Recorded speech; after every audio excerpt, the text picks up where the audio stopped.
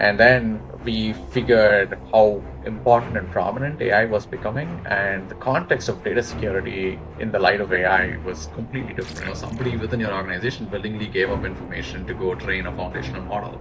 That's just what happened. It's not like somebody came, stole your keys, and drove the car away because you just gave the keys. So, what inspired you to adapt to the AI, and did you see any potential, or did you just follow the trend? We're going to be at a point where AI agents are taking over and replacing everything.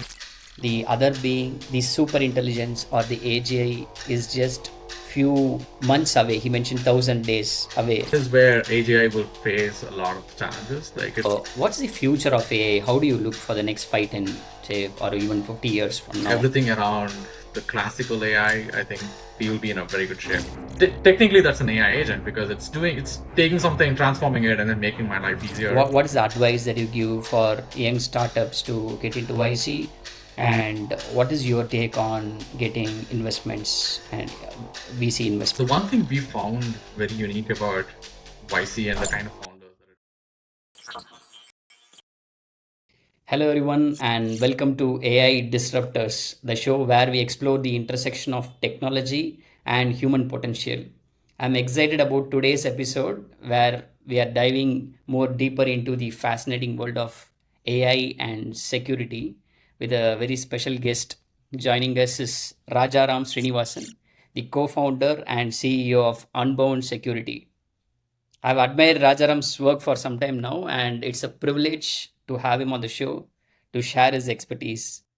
Thanks for the kind intro, Aditya. I know we spoke a few weeks ago, and then we've been interacting since then. Love what you've been doing in the AI Disruptors podcast, for sure. Yeah, looking forward to chatting more about AI and security. It's an area that we've been exploring for the last roughly about a couple of years since this has been emerging, for sure. Doing great. It's Friday evening, so we are looking forward to the weekend. Shit. Okay, cool. So we'll get started right from the beginning of your journey, how you started Unbound Security, and what's your backstory. Yeah, indeed. So just a little bit of my background, right? Like, so I was an engineer by training. I did engineering in advertising systems for a while, alongside my today's co-founder Vignesh. Last 6, 7 years, I've been involved in cybersecurity, data security to be more specific, between Palo Alto Networks and a few other companies. So what really got me very excited was, hey, can we do a different version of making data security better? That is really the founding hypothesis of starting Unbound. And then we figured how important and prominent AI was becoming, and the context of data security in the light of AI was completely different. And it's something that the incumbents were not getting right. And I was like, hey, this is a chance to go build an amazing company that pretty much everybody would need. And as we bet on the landscape to evolve, that clearly happened for sure. And now there are very interesting connections around how you deal with data in the light of AI. So the founding thesis was more around V2 of data security, and then in light of AI, that just became much more apparent that this is the way data security needs to be built for the new AI era. So that's where we started. So I got full time into this about September of last year. So we've been about like 15 months right now. It's been an amazing journey. We started with what was a semblance of an idea and a grand vision, and then started disrupting a very small problem, and then got into more adjacencies and built the whole platform together at this point. Okay, cool. So we'll speak more about the core about Unbound Security now. So could you explain in a very simple fashion on what do you do with AI? What do you do with say cybersecurity? Maybe in a Yeah, very it's not for with explaining to a 5-year old. Yes. I will start with cybersecurity to begin with, right? It's actually far simpler to explain security in simpler words than how these sci-fi movies make it out to be, right? Like, so by and large, security incidents and pretty much every other incident that's happening these days with respect to security happens one of two reasons. One is you have a weakness in your product that can be exploited, which is the harder way of doing a hack, quote unquote, right? Like, so let's say you build a software and it is vulnerable to something, like, you build some code and that could go through like, let's say somebody could exploit it to reveal more than it should be revealing.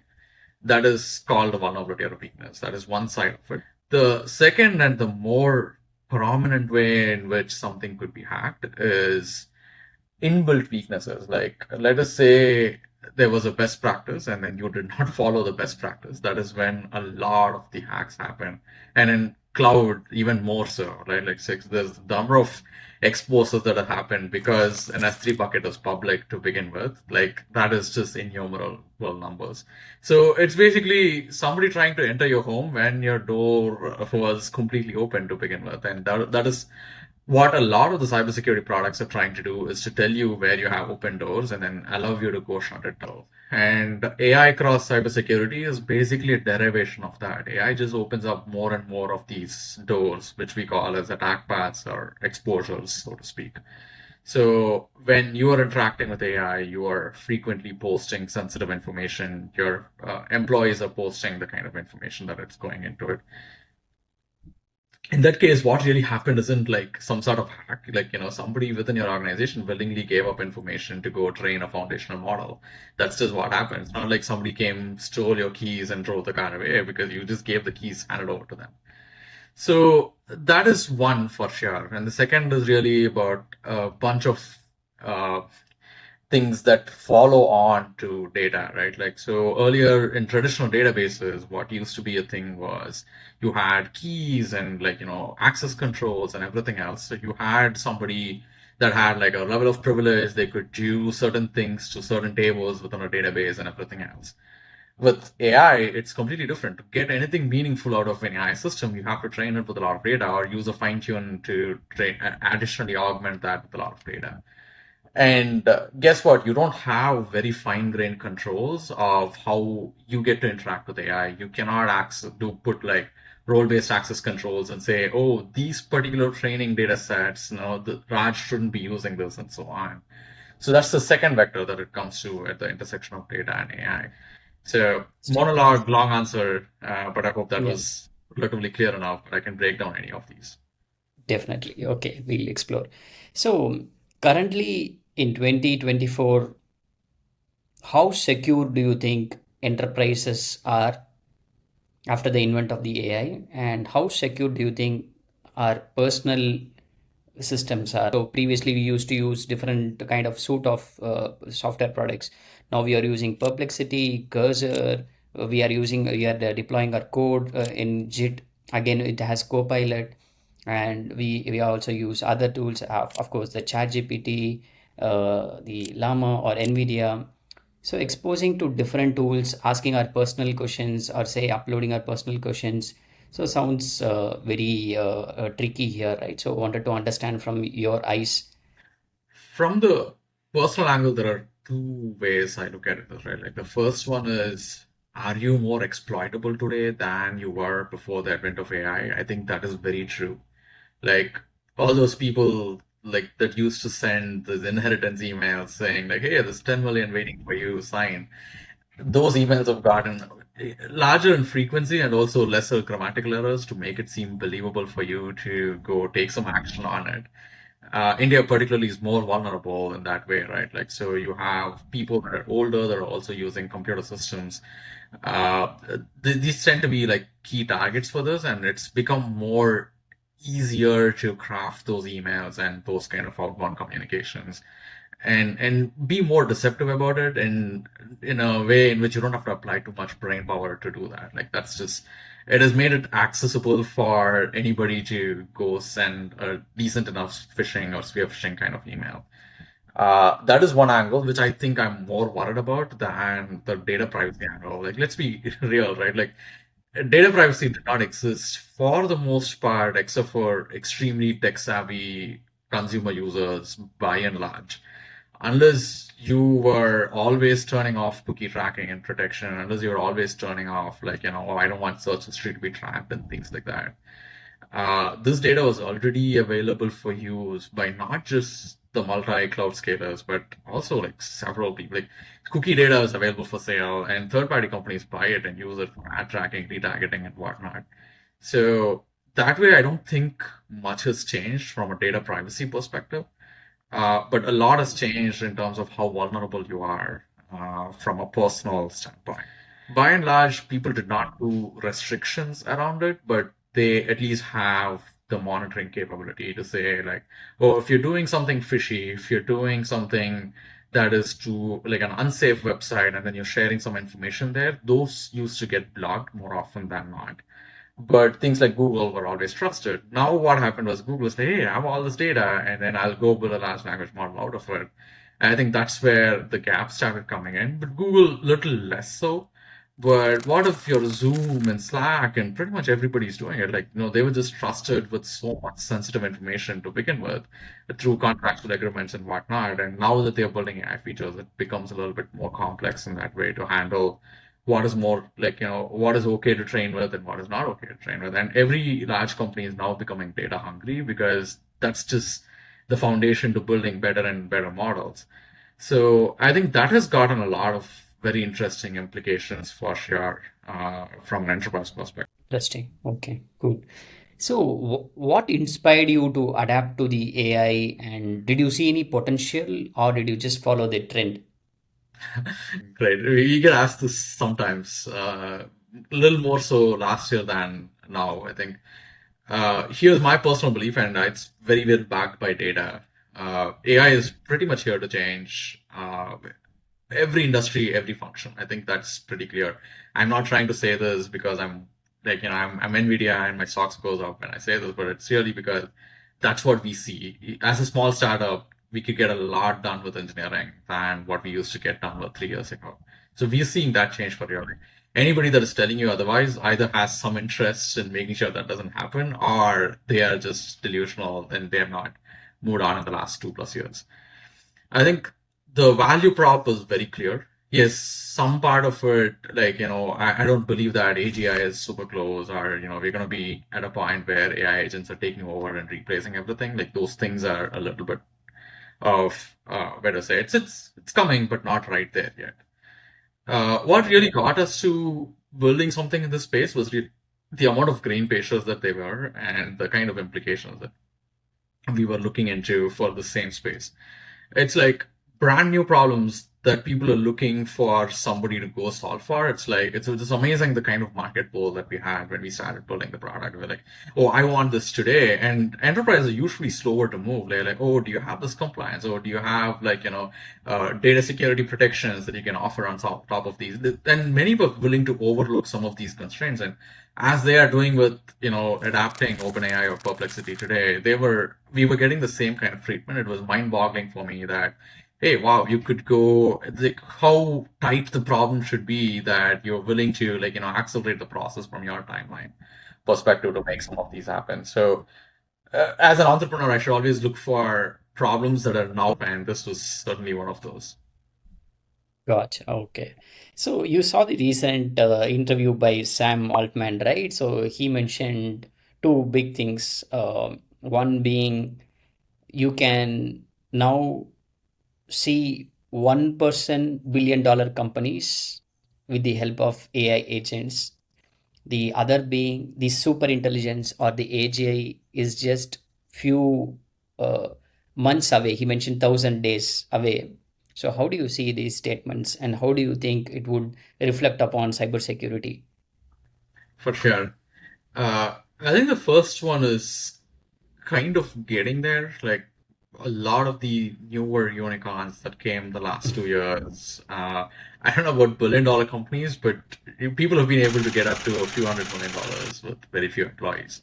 Correct. And that is not very new, by the way. It's one of the leverages Mm-hmm. that software engineering has. Like WhatsApp was double-digit number of employees when it got acquired for double-digit millions, double-digit billions, sorry. So that's the kind of leverage that software possesses, and that's the reason Instagram.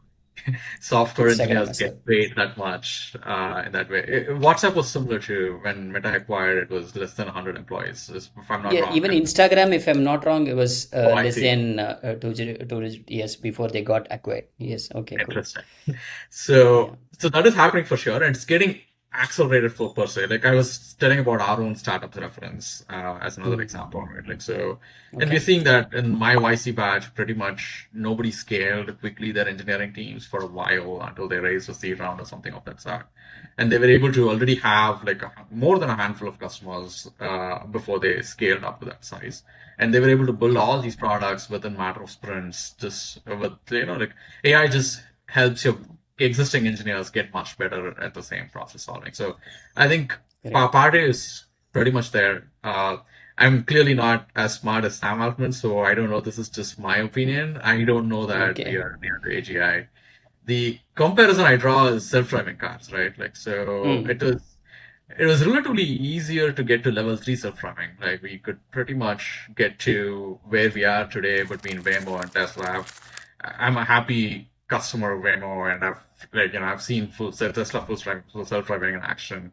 It's all great, but between regulations and everything else that comes into, like, can it handle every new scenario that is being thrown at it? Probably not. I think that is where AGI will face a lot of the challenges. Like it will still do 90th percentile of all problems that you have to a decent level of satisfaction. It can do sales, marketing, copywriting, it can do website building, maybe write some well-maintainable code and whatnot.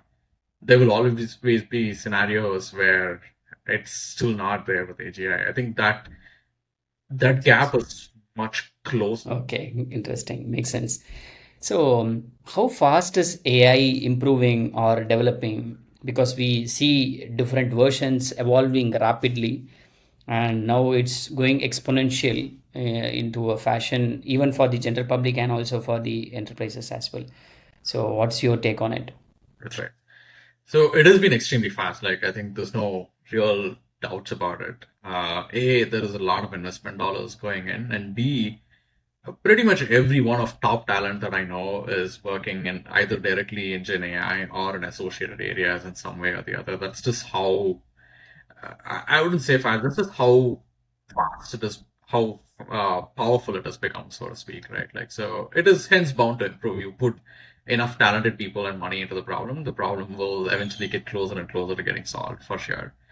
And there are few areas for improvement, right? Like one is foundational models. We are approaching the peak there. O1 was released, and people were like, "Hey, it's only about 10% better." But to get to the 10% better, they had to do so much extra to get there, and people are okay with 80th percentile sometimes for many use cases. If it's cheaper, then sure, that works out. So we are already approaching the peak there, but where foundational models could get into. Yes, maybe there's cost advantage and everything that we could optimize for. Hardware needs to get better as well. Like, there's only so much we could exploit with H100s and H200s out there. So it'll also happen in the process. What that leads to is the more crowded area of AI infra and tooling. That would be number three, and application AI. I have a perspective on application AI myself, but let's get into AI infra and tooling. For example, we are an AI infra tooling company ourselves. We are pretty much in security, which is one of those tooling that you need. There will be a lot of it built primarily because it is not going to be a winner take. Like, 1% comes and solves one segment of AI and that becomes the AI application problem. Like, it's not like, oh, there's one vendor that does customer success well, and, like customer success is that platter has been given to them and so on. Everybody was going to try and build new applications, including enterprises building some things in. There will be, like I said, customer success, marketing, sales. Each of those functions will get disrupted, and there will clearly be a leader. And the pie is large enough for another 20 people to come in at pretty much every segment, and everybody will be winners at the end of the day. So all of these will improve, but it'll be the cascading effects, right? Like foundational models will improve, hardware will improve, and then cost will get better. That will trickle down into infra and applications and everything else. Okay, so you do not mean to say that there will be one single player who can dominate the sector. So you mean to say every organization will have equal opportunity, like how we had for the websites, mobile apps, is it? I wouldn't say equal opportunity, where there will be Mm-hmm. some clear winners. Yeah. There will be Yes. some that Mm. wouldn't want to go build a custom app by themselves and so on. But the way I bet the future going into is more and more enterprises are building custom apps. We are already seeing it ourselves as well. Correct. It'll eventually get there, and there will be, even within customer success, there will be different functions. Like somebody will go build a better customer success app for Mhm. fintech, and another will go build that for healthcare, and so on. There will be several winners. It may not be like everybody gets it, but a few people will get it. The pie is super large. There's space for 10, 20 vendors easily. Got it. Okay. So which industries do you think are vulnerable to AI benefiting from it or being created by it? For sure. So at this point, I think there's no industry that is going to be immune from the benefits and the adverse effects of AI for sure, right? Like, so what will happen is there will be an increase in productivity with existing employees. That will also mean you can get more done with less people, obviously. I think that's just the consequence, and people spoke about it like, very explicitly. Salesforce made this whole thing around Agent Force, and the pitch was basically that, like, just, and there's this other company within YC as well called Artisan. They literally ran a campaign that's saying stop hiring humans, right? Like, so it will happen, except for things that touch the physical world. Like, those are probably the only ones that I would imagine are immune. But other than that, every industry will have some sort of disruption. But this is what happens, right? Like, there are cycles, and we keep evolving to those cycles. There was a SaaS wave, which disrupted a lot of service industries. Like, so whatever used to be a 400,000 contract with a huge service provider just became a SaaS that they could run and multiply and use it across the board. And we all survived, the industry survived. So similar thing will happen for AI, and we will find a new way of AI companies that is disrupting probably SaaS companies also at this point. And we'll just tune and adapt. I think that's what we've been doing as an industry for a while, even with multiple industries. So that'll happen for sure. So even the tagline, the billboard which said "Stop hiring humans," the founder, the artisan founder mentioned that no, it was just for a marketing gimmick. It was for a pulling crowd. So he still believes humans could play a important role. Is what he was mentioning in a social media post as well. Yeah, I mean, there are some things. There's no bad thing as a marketing, right? Like, if people are talking about Correct. it, even if it's a controversial one, it just certainly helps.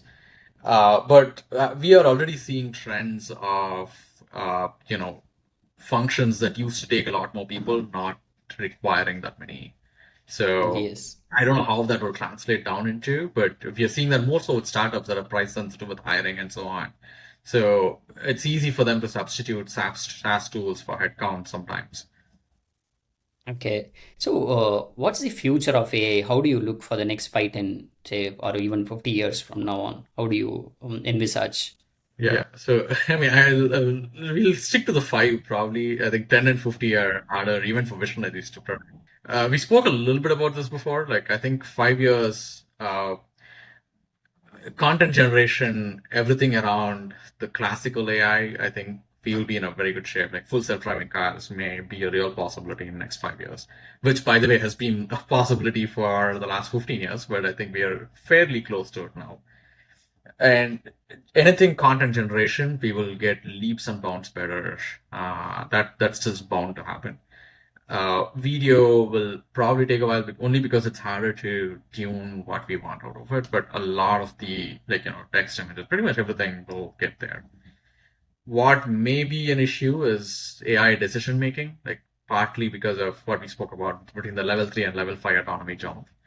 A It will be a conflict. Like, regulation might probably say, oh, AI cannot take decisions until it's at level 5, truly, even if you can prove that it is better than the average human, for example. Those kind of things will come for sure. So that's why AI agents will be a thing for certain use cases. Like, meeting transcripts and recordings and so on. It's already doing a pretty good job, but I wouldn't argue that it's quote unquote an AI agent, right? Like, it's taking a recording, it's giving me action items, putting it back, syncing it back to my CRM or any other tool, like be it patient information record or something of that sort. Technically, that's an AI agent because it's taking something, transforming it, and then making my life easier, which is great. So those use cases, the agents will play a role, but decision making, I think, will take some time for the next 5 years. Got it. So, with Unbound Security, so what's the competitive advantage that you have over? For sure. So we allow the full spectrum of AI observability and visibility, right? Like that's one key advantage that we do. And we have not just traditional way of just looking into things. The usual cybersecurity way is like, oh, I will look into network traffic, try to put up wrong in the network stuff, and then try to see what's going on, and not allow any sort of like specific. Like, they really cannot get into a place where they could confidently block everything, especially when it comes to data kind of stuff. So if you are allowing, let's say, ChatGPT, and then you are also technically allowing your employees to do whatever they want with ChatGPT, those kind of scenarios. A, we are an employee-friendly control. We want and allow the users what they shouldn't be doing.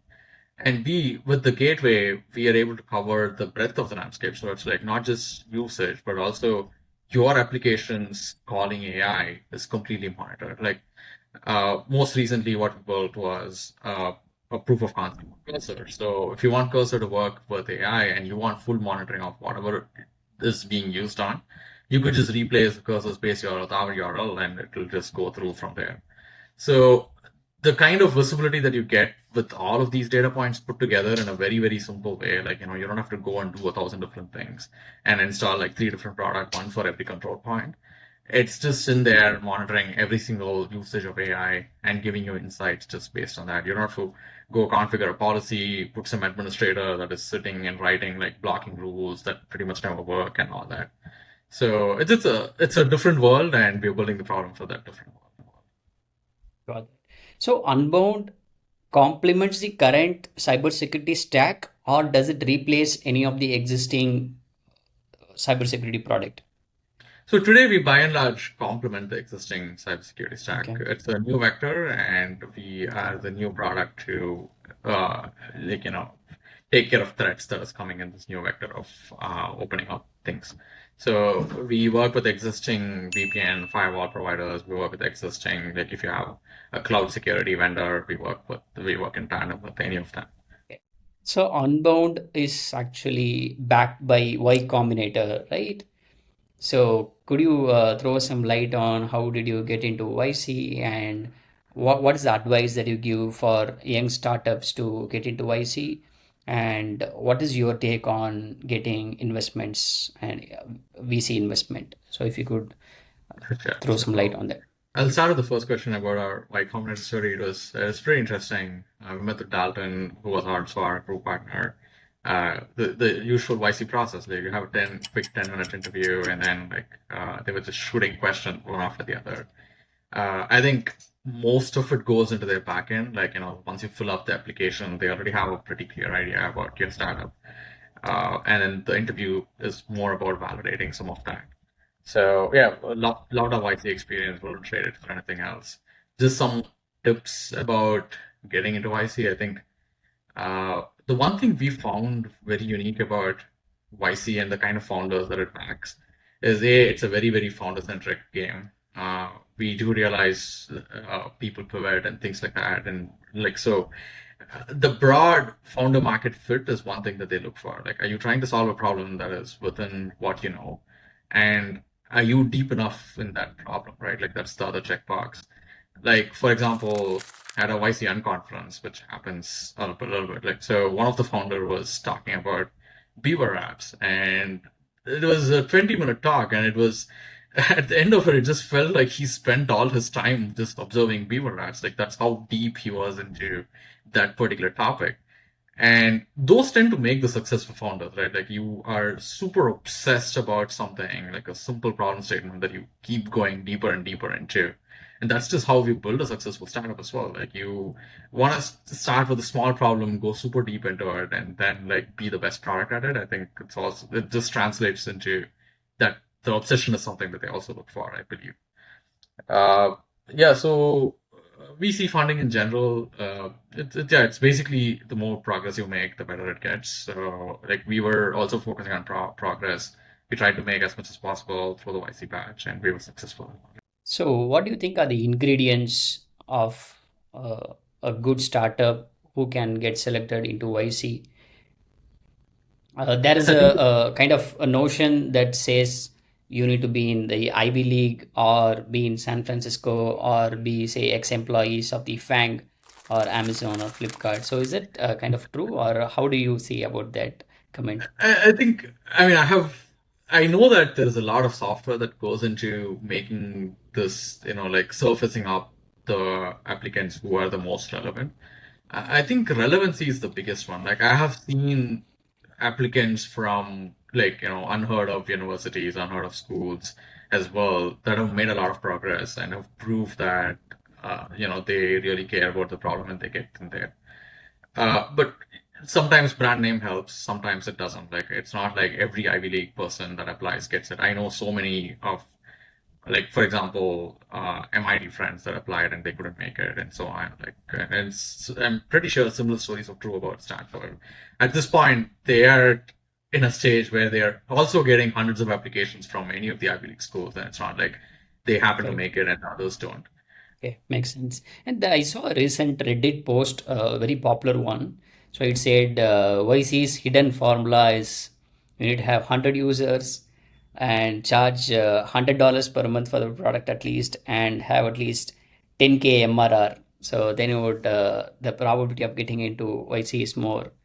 So of course I do not believe in So this concept, but it was very popular in Reddit. there's no one formula that way, Adityan, and this is unfortunately the bias with even some YC alumni, right? Like, what worked for one alumni may not be true for every one of the other 200 companies in a batch, typically, and that's why I'm also being cautious about making blanket statements about this is how YC works, because there's really no one true statement to some of those. Like, for just for reference, right? Like, we were a pre-revenue company when we applied to YC. We were not at idea stage for sure. We had built a pretty decent product. We had some pilots and so on. And so clearly we didn't follow that formula base to come into. And many of the even, like, consumer startups were not at a place where they were doing that low on ARR.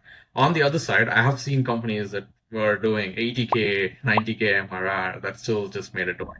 So on. So there's no one way to take a broad paintbrush and put something on all of these companies. And yes, I believe in a concept that it may be easy to get into YC, but getting the first 100 customers might be even tougher. Indeed. And that's more important, right, than getting into YC. Indeed, that's exactly right. YC does make some of that process a little bit easier. Like, when we did the YC launch, we got some inbound leads that converted into something, which is all great. So it helps you push you up somewhere if you've already done the legwork. The companies that have a little bit harder time with YC are those that are like super truly early stage, and then you only have about 12 weeks. Like, how much progress can you show in about 12 weeks? Yeah, some companies have done an amazing job. They'll just turn the business around and build some really good MRR at the end of it. But the most successful ones are that I've seen are those that have already made some progress, then made it to YC, got that further boost that YC gives you, and then have like a successful seed round or something of that. I think we have touched most of the points here. We started with Unbound's journey, your journey, and then on implications of AI and cybersecurity, and most importantly, the YC part as well. So it was a very insightful conversation that we had. So thank you so much for joining this AI Disruptors show. We look forward to kind of speak with you again in the future. Yeah, thanks a lot, Aditya. Wonderful speaking to you as well. Thank you so much. Bye.